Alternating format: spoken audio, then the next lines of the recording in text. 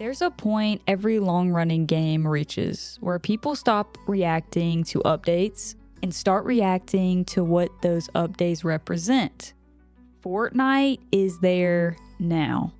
On the surface, people argue about skins, collaborations, and now the brand new feature, microtransactions. And that frustration isn't really about money.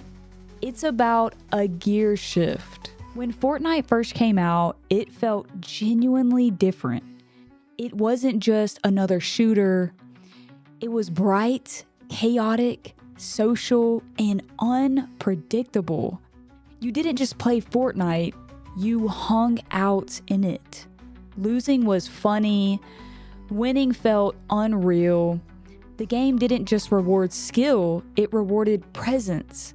And that's why people attach to it so deeply. But when something gets that big, it changes. Fortnite didn't stop being creative because Epic forgot how. It changed because it crossed a scale threshold.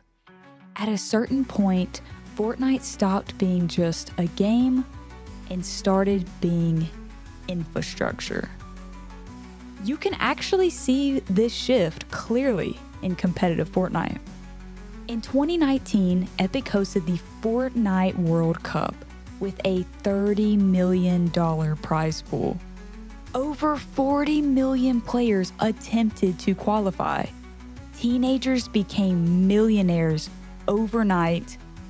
Fortnite didn't just enter esports, it forced esports into the mainstream. Since then, Fortnite has paid out well over $100 million in competitive earnings.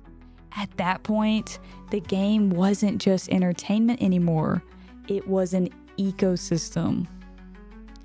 Infrastructure isn't built for moments. It's built for stability, predictability, systems that don't break. And once a game becomes infrastructure, it has to run constantly. The servers don't shut down, the updates never stop, and that changes what kinds of risk you're allowed to take. And this isn't just Fortnite. We've seen this pattern before. Apple didn't get worse, it got stable. Once the iPhone became infrastructure, risk became optional. Call of Duty didn't die, it centralized into Warzone. Netflix didn't stop caring, it stopped gambling. When something becomes too important to fail, it stops being allowed to surprise you. That's where collaborations and microtransactions come in. Collaborations are safe. They borrow attention instead of creating it. They are predictable, scalable, and low risk. Creatively, they can unfortunately feel hollow, but structurally, they work. That doesn't mean players are wrong to feel disappointed. It just means disappointment is often a side effect of success at scale. This is also why Fortnite feels more like Roblox now. Roblox isn't a single experience. It's a platform where identity, cosmetics, and presence matter more than any mode. Fortnite is moving in the same direction.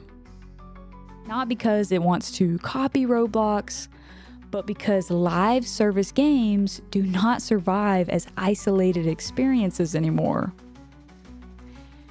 Understanding this isn't the same as defending it. Saying something is predictable doesn't mean it's good. It just means you're not confused about why it happened.